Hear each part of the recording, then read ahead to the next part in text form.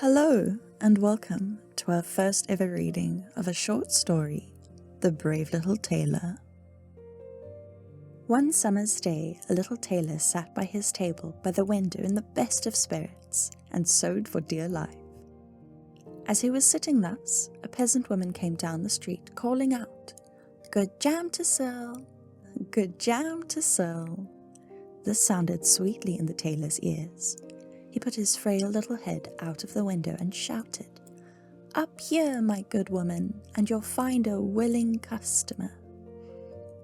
The woman climbed up 3 flights of stairs with a heavy basket to the tailor's room, and he made her spread out all the pots in a row before him.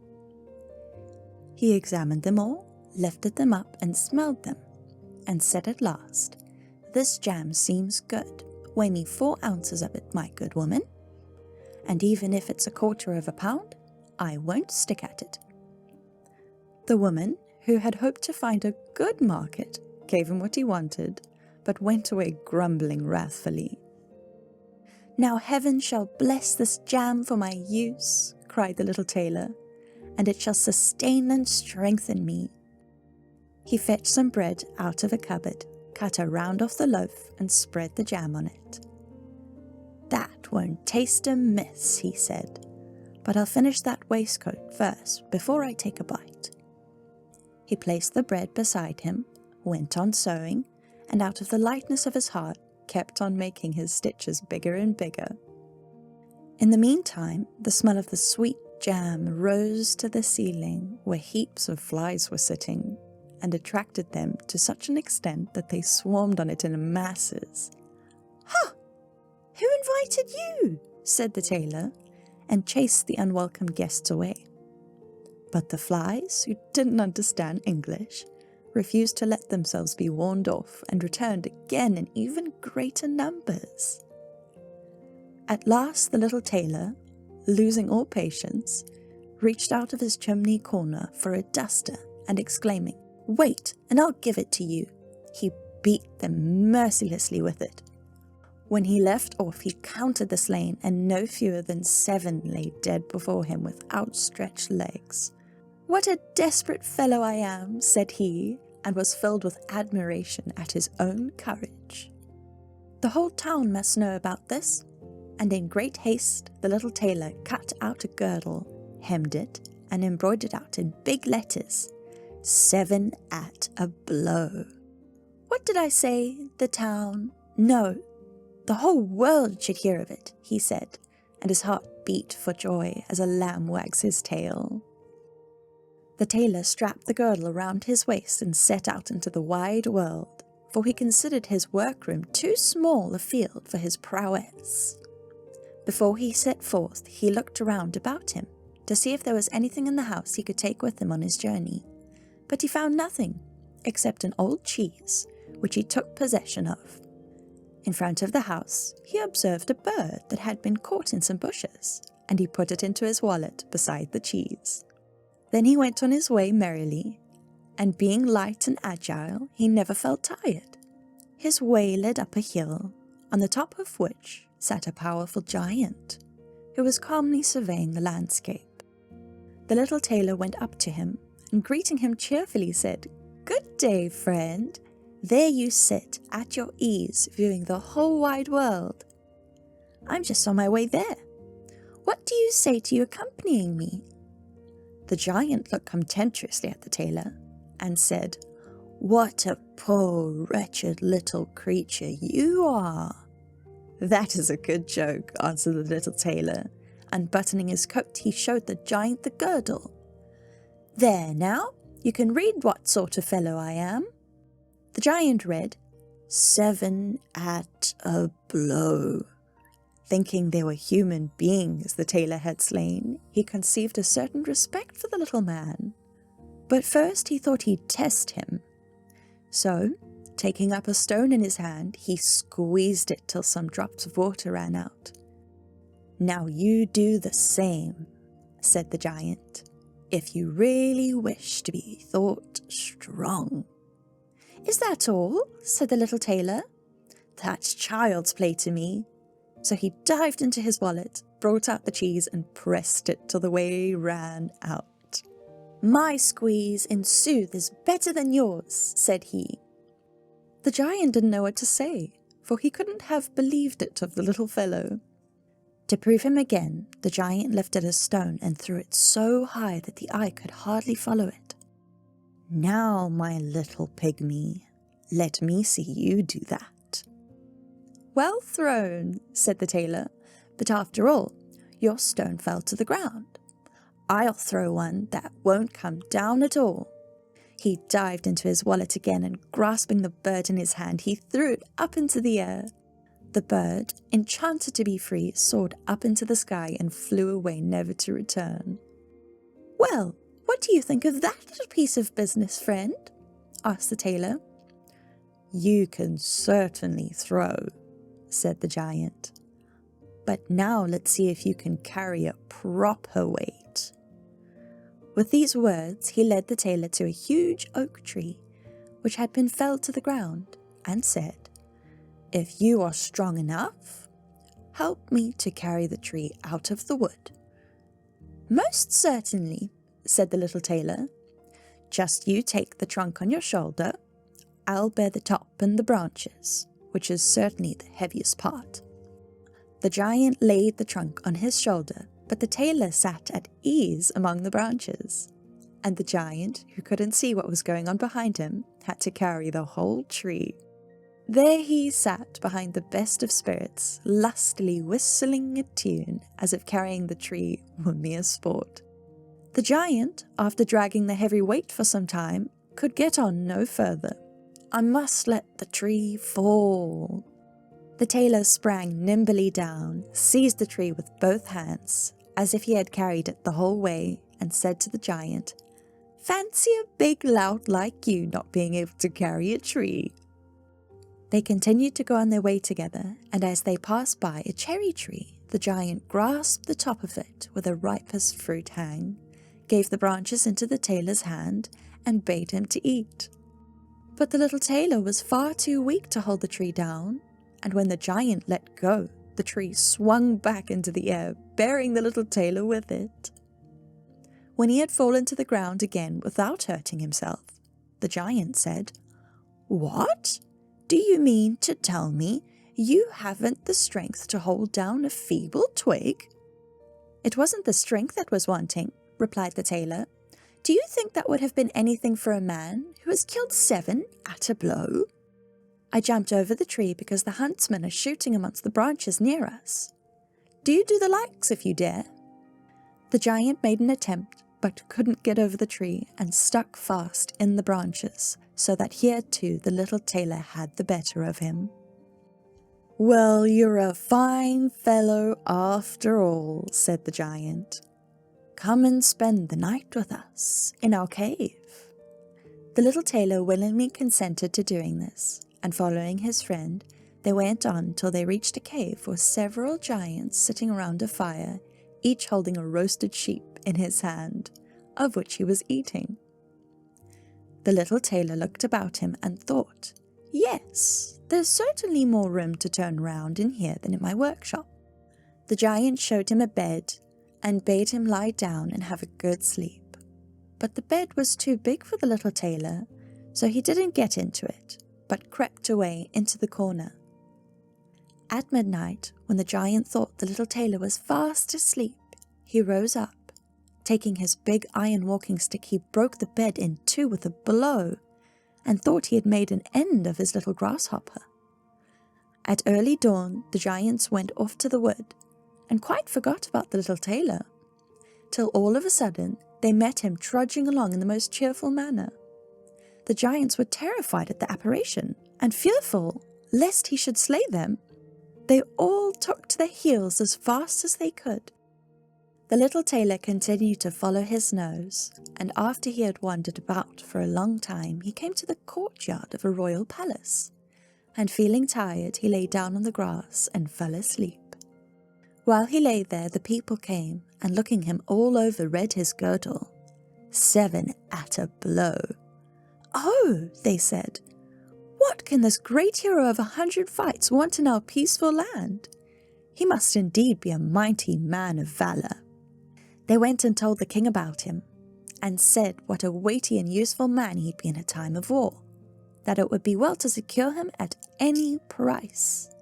This counsel pleased the king, and he sent one of his courtiers down to the little tailor to offer him, when he woke, a commission in their army. The messenger remained standing by the sleeper and waited till he stretched his limbs and opened his eyes, when he tendered his proposal. "That's the very thing I came here for," he answered. "I'm quite ready to enter the king's service." So he was received with all honour and given a special house of his own to live in. But the other officers resented the success of the little tailor and wished him 1,000 miles away. "What's to come of it all?" they asked each other. "If we quarrel with him, he'll let out at us, and at every blow 7 will fall. There'll soon be an end of us." So they resolved to go in a body to the king, and all to send in their papers. "We are not made," they said, "to hold out against a man who kills 7 at a blow." The king was grieved at the thought of losing all of his faithful servants for the sakes of one man, and he wished heartily that he had ever set eyes on him, or that he could get rid of him. But he didn't dare send him away, for he feared he might kill him along with all of his people and place himself on the throne. He pondered long and deeply over the matter, and finally came to a conclusion. He sent to the little tailor and told him that, seeing what a great and warlike hero he was about to make him an offer. In a certain wood of his kingdom there dwelled 2 giants who did much harm, by the way they robbed, murdered, burned, and plundered everything about them.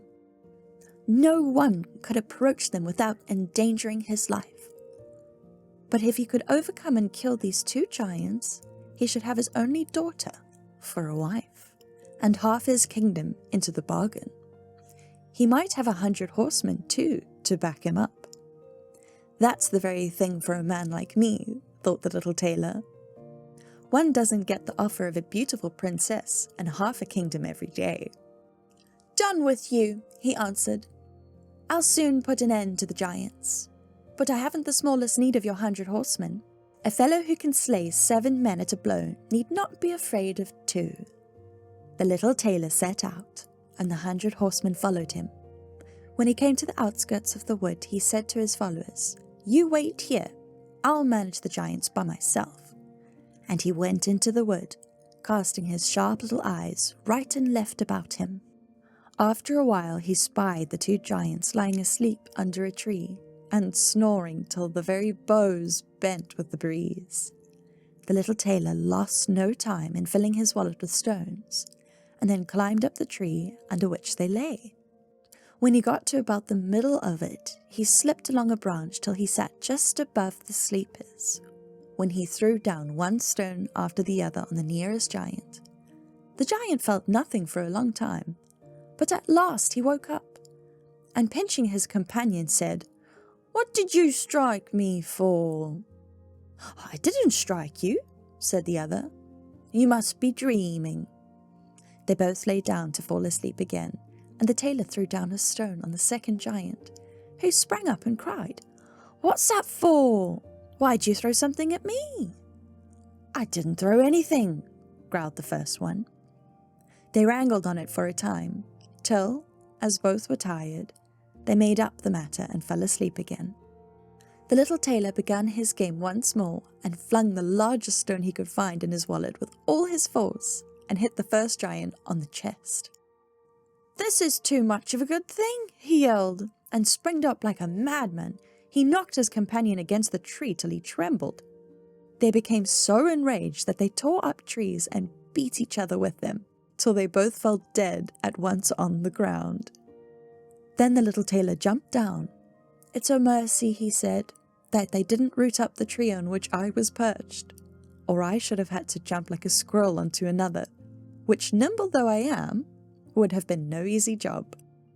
He drew his sword and gave each of the giants a very fine thrust, in 2 on the breast, and then went to the horsemen and said, "The deed is done. I've put an end to the 2 of them. but I assure you it has been no easy matter, for they even tore up trees in the struggle to defend themselves.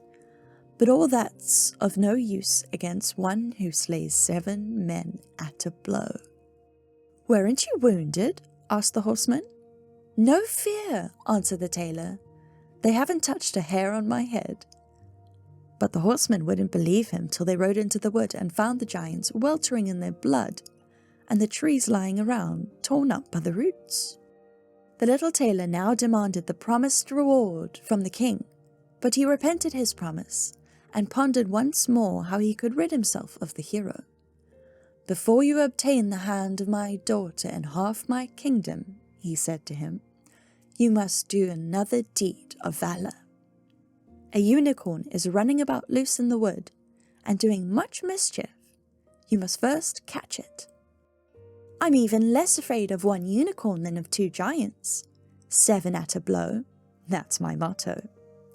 He took a piece of cord and an axe with him, went out into the wood, and again told the men who had been sent with him to remain outside. He hadn't to search long, for the unicorn soon passed by, and on perceiving the tailor, dashed straight at him, as though it were going to spike him on the spot. "Gently, gently," he said, "not so fast, my friend." And standing still, he waited till the beast was quite near, when he sprang lightly behind a tree.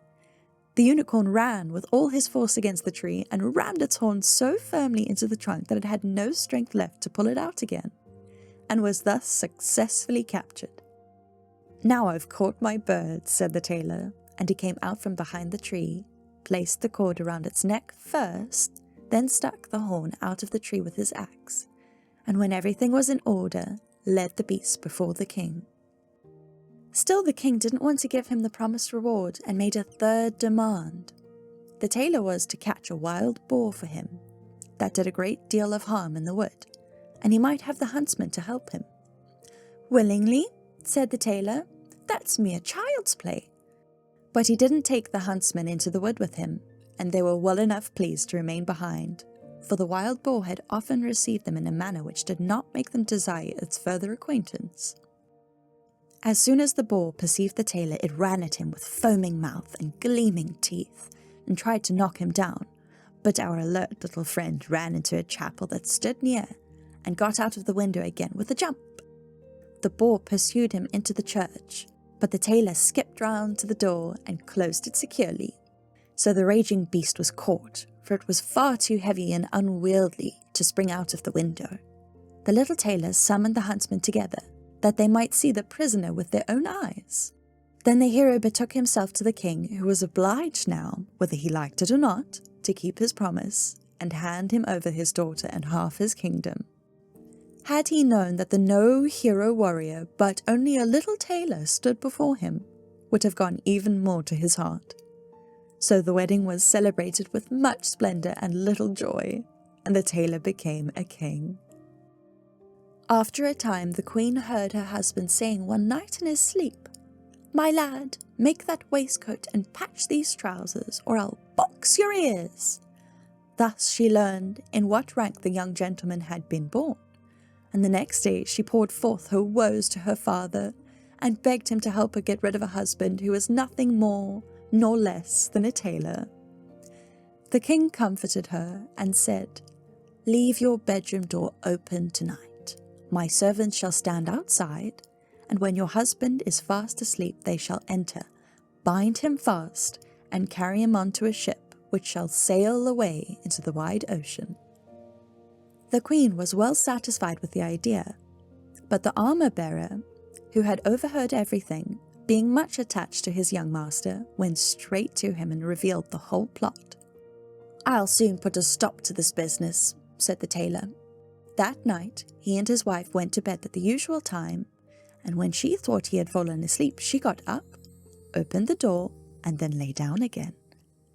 The little tailor, who had only pretended to fall asleep, began to call out in a clear voice, "My lad, make me that waistcoat and patch those trousers, or I'll box your ears. I have killed 7 at a blow, slain 2 giants, led a unicorn captive, and caught a wild boar. Then why should I be afraid of those men standing outside my door?"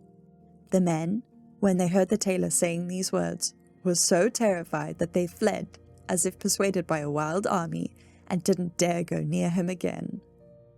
So the little tailor was and remained a king all the days of his life. I'll see you in the next one. Bye-bye.